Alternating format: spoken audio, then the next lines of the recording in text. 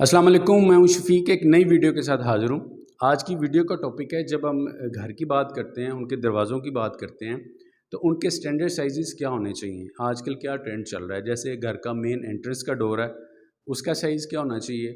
अंदर एंटर होते हैं तो घर के जो बेडरूम्स हैं उनके साइज़, वॉशरूम के साइज़ेस क्या होने चाहिए। ड्राइंग रूम का दरवाज़ा है तो उसका साइज़ क्या होना चाहिए, किस तरह का दरवाज़ा होना चाहिए जो इम्पैक्ट भी डाले उस पर, घर पे मतलब किस तरह का दरवाज़ा होना चाहिए, मटेरियल किस तरह की होनी चाहिए, कलर स्कीम क्या होनी चाहिए, ताकि वो एक घर के जो इम्पैक्ट है उसमें थोड़ा वैल्यू एडेड हो।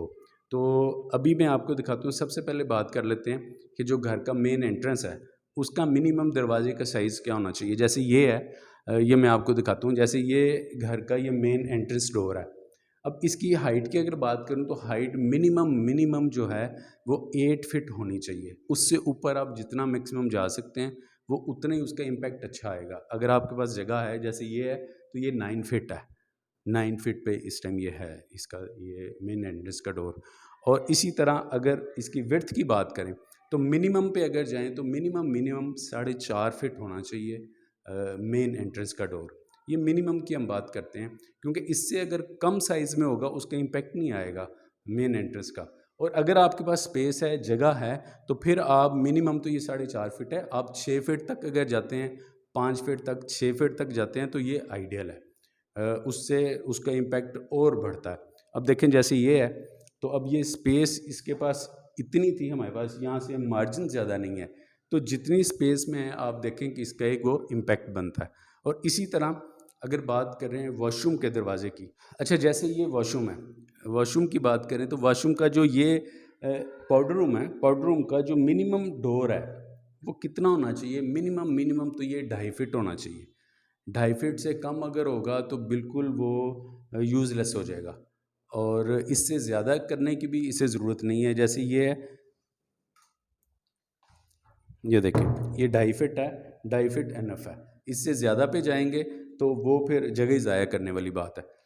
अच्छा, अगर ये तो मेन एंट्रेंस की बात थी। अब उसके अंदर जैसे मैं यहाँ पे लॉबी में खड़ा हूँ, तो लॉबी से जब एंटर होते हैं तो जैसे इसका ये वाला दरवाज़ा लगा हुआ है, ये वाला, इसमें ये ग्लास लगा हुआ है। ग्लास लगने से क्या फ़ायदा है कि ये थोड़ा सा खुलेपन का एहसास रहता है, घुटन नहीं महसूस होती। तो अगर आपका भी कुछ डिज़ाइन इस तरह से बन रहा है कि मेन एंट्रेंस के बाद लॉबी है, लॉबी के बाद आपको मार्जिन मिल रहा है कि आप डोर लगा रहे हैं, तो फिर बेहतर ये कि आप भी इस तरह ग्लास फिनिश में जाएं, ताकि उसमें थोड़ा सा एक तो वो थोड़ा लाइट का इफेक्ट रहता है कि लाइट सारे घर में रहती है, दूसरा इसमें थोड़ा खुलेपन का एहसास रहता है।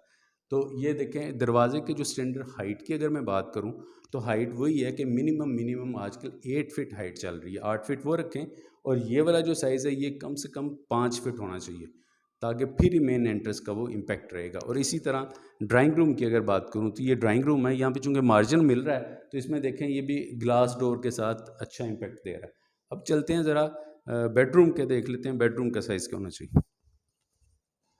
अच्छा, जैसे ये बेडरूम है। अब बेडरूम के साइज़ की बात करें तो बेडरूम का जो दरवाज़ा है उसका साइज़ जो स्टैंडर्ड साइज़ चलता है वो 3.5 फिट है। 3.5 फिट आप लाजमी रखें। अगर 3 फिट करेंगे तो साइज़ छोटा लगेगा, 3 फिट से ऊपर चले जाएंगे तो वो थोड़ा ओवर हो जाएगा।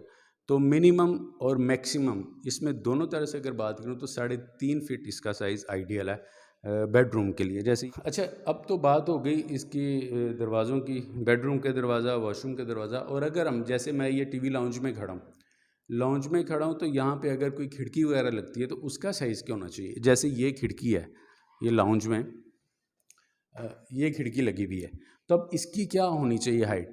इसकी हाइट डिपेंड करता है कि जितनी हाइट आपने डोर्स की रखी हुई है, दरवाज़ों की जितनी हाइट है, सेम उसी हाइट पे ही आना चाहिए। देखें, इसकी हाइट और ये जो दरवाजे हैं, दरवाज़ों की हाइट और खिड़की की हाइट बिल्कुल एक जैसी है। अगर ये एक जैसी नहीं होगी तो बड़ी ऑड सी लगेगी। तो अच्छा, अब बात करते हैं कि जैसे खिड़की की बात चल ही रही है, तो खिड़की का ये नीचे ये कितना होना चाहिए, लेवल फ्लोर से कितना उठा के खिड़की को रखना चाहिए। जो आजकल चल रही है वो मैक्सिमम मैक्सिमम 1 फिट है। अच्छा, इसकी अगर साइज़ की बात करूं कि इसकी विड्थ कितनी होनी चाहिए खिड़की की, जैसे ये है, तो इसमें अगर इससे बड़ी साइज़ में भी होता तो इसका ज़्यादा इम्पैक्ट आता।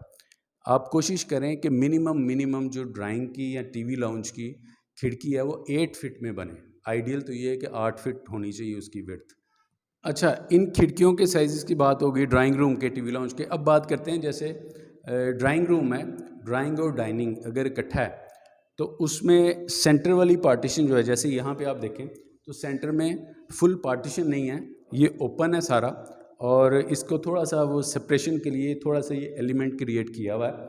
तो इसकी हाइट कितनी होनी चाहिए? इसके 8 फिट या 9 फिट ये मिनिमम है। इससे ऊपर आपको जितना मार्जिन मिलता है आप जाएंगे तो उतना ही ये बेहतर है। जैसे यहाँ पे आप देख रहे हैं ये 9 फिट है इस टाइम, ये 9 फिट तक इसको किया है, तो इसका एक इम्पैक्ट आ रहा है। उम्मीद है ये वीडियो आपको पसंद आई होगी। पसंद आई तो लाइक कर दें। नेक्स्ट वीडियो तक अल्लाह हाफ़िज़।